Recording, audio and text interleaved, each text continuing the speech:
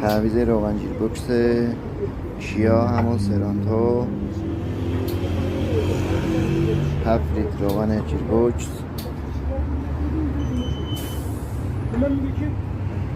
کناکترها رو وصل کردیم.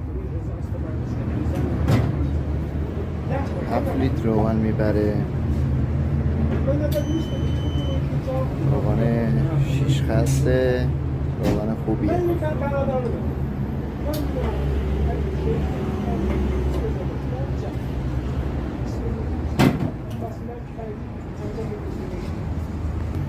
ماشین را در حالت پارک میذاریم، روشن میکنیم، چک میکنیم. ماشین رو روشن کردیم، در حال تخلیه روغن. تعویض روغن گیربکس کیا GDI با دستگاه اتوماتیک ATF کلینیک. گیربکس این خودرو 7 لیتر که 2.5 لیتر توربین اضافه میشه و 4.5 لیتر هم کارتل جا میگیره. مدل 2015 در حال تخلیه روغن کهنه.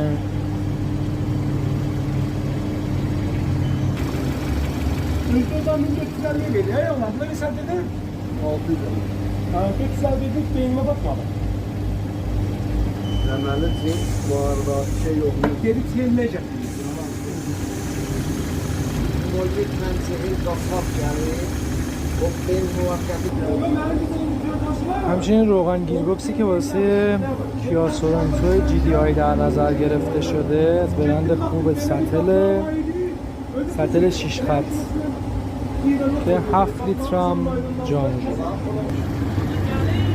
فعلا مرحله اول در حال تخلیه هستش. خب مرحله اول تمام شد. Aha, bir 20 dakika geldi. در حال تزریق،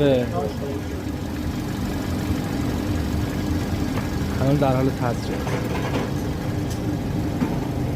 10 netice əvəzdən iş bir gedir.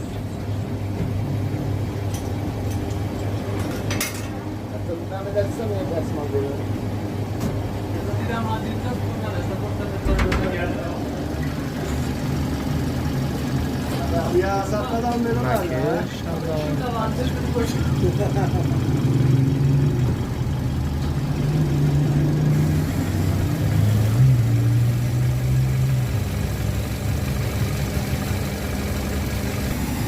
همزمان که داریم